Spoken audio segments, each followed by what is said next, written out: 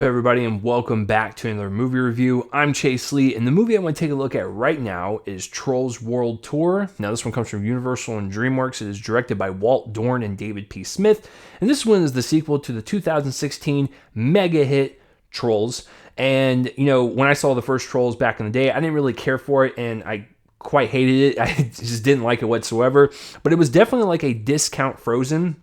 In my eyes, it definitely had the cultural impact that Frozen had, not to the level of Frozen, but a certain style that Frozen kind of brought to the cultural zeitgeist, which was Trolls was a really great family film for families. I know that a bunch of families I know with kids were watching Trolls nonstop when it hit Netflix, and it had a hit song that everyone could not get out of their head. So definitely the Frozen impact for sure.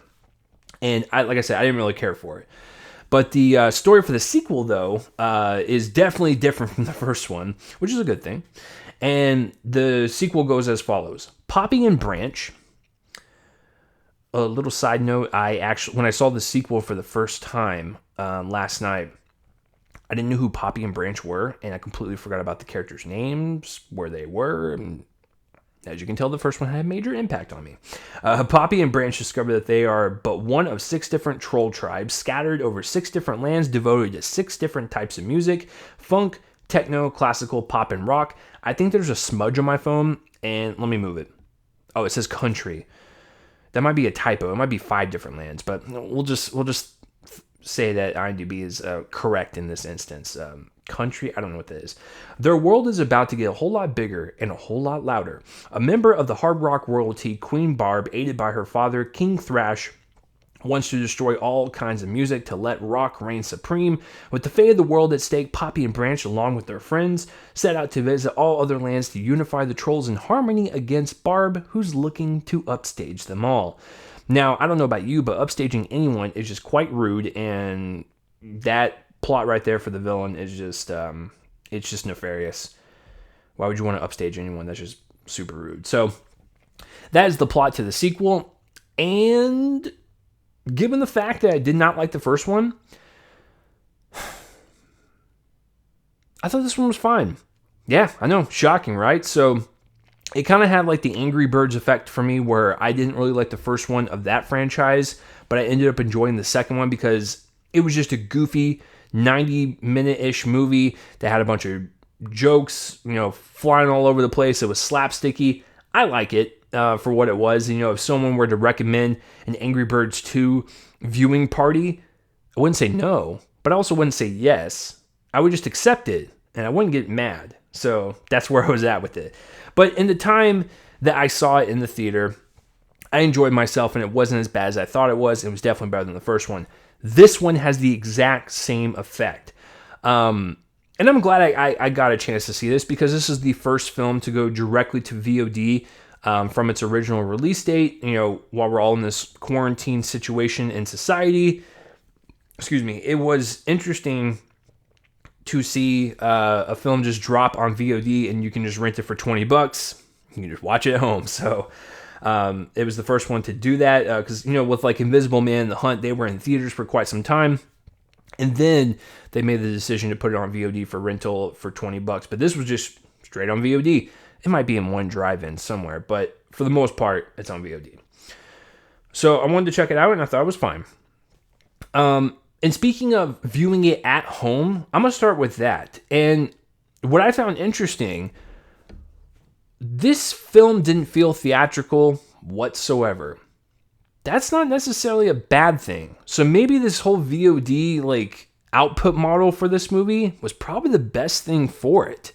As I was watching it, I just never got a sense of this cinematic energy and this grand story that we're seeing and play in front of us to be played on a big screen. I was comfortable with just watching it on my 60-inch television in my living room.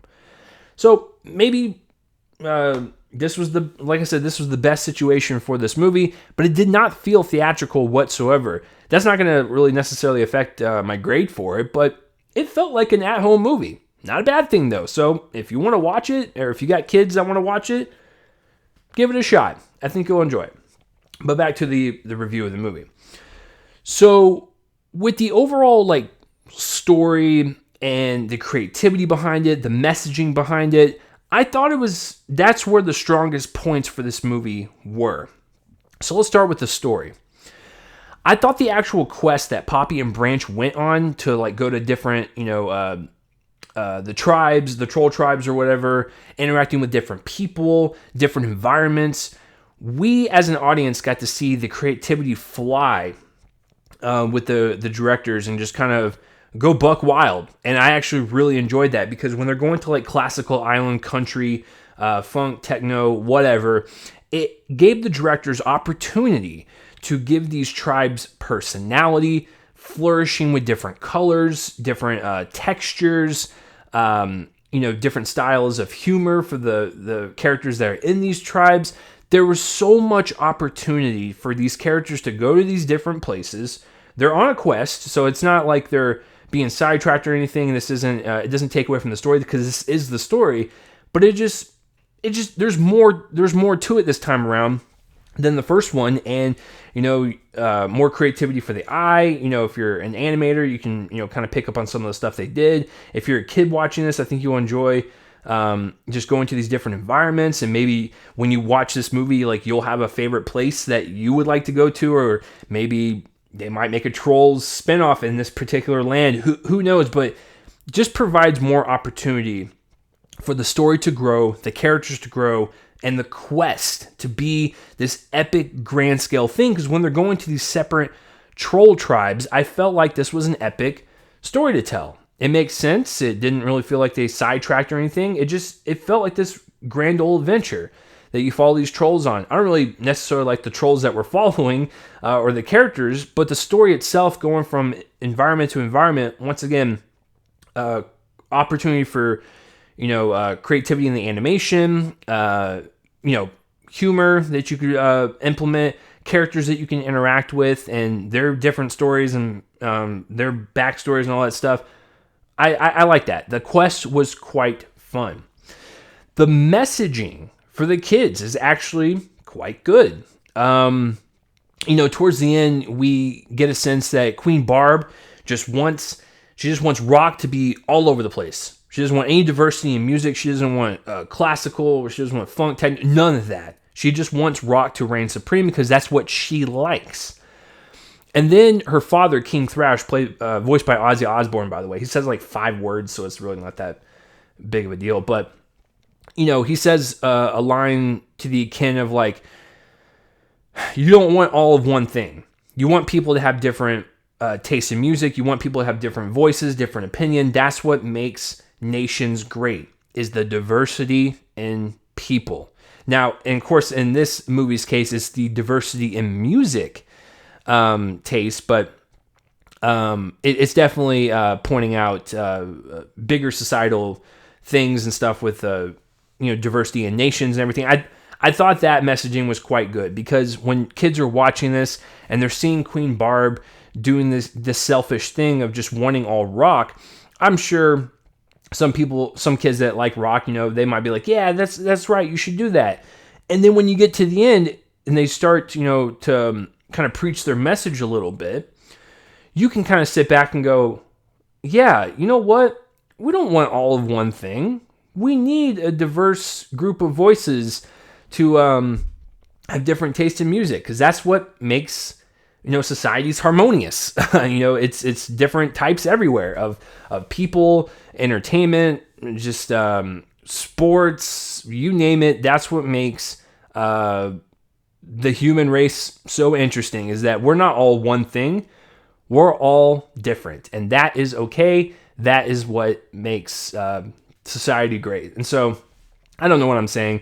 I'm trying to make this movie deeper than it is. That's the general theme of it, and I found it to be quite effective, especially for kids that want to watch this. So, the quest is adventurous and fun. The messaging is good for kids, and I thought the overall direction and the story and the themes and everything, that was pretty solid for the most part. I thought the voice acting was fine. I was never a fan of the voice acting in the first one.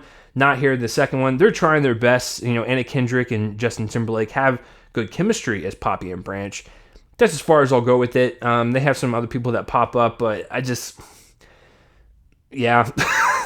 it's not really anything groundbreaking where like when you watch something like a Toy Story or like How to Train Your Dragon, it's like these voice performances are putting in so much emotional intensity just in their voices. It carries through to the animation, making the story more powerful.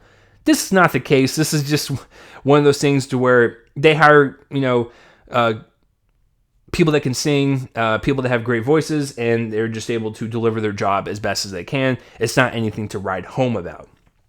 And the music is not as annoying in this one as the first one. They take some modern hits and they twist them up a little bit. That's about it. It's really nothing spectacular, but I think kids will have some enjoyment in it. So once again, it's not bad. If you are a parent and you're forced to watch this with your kids, could be worse. If your kids like the first one, I think they'll actually like this one quite a bit. And they'll definitely find it more engaging and more awe-inspiring if the trolls go into different areas and stuff. So I'm just keeping it real. I do think there is some positive to this film. I think people might just bash it just to bash it, but I'm here to tell you that it's fine and very average on most levels. So for Trolls World Tour, I'm going to give it a C+. There you go. It's the same grade I gave Angry Birds 2. So take that for what you will. Well, let me know down below what you thought of Trolls World Tour, and let me know whether you liked it, you hate it, you love it, whatever. I want to know, and I like reading all the comments.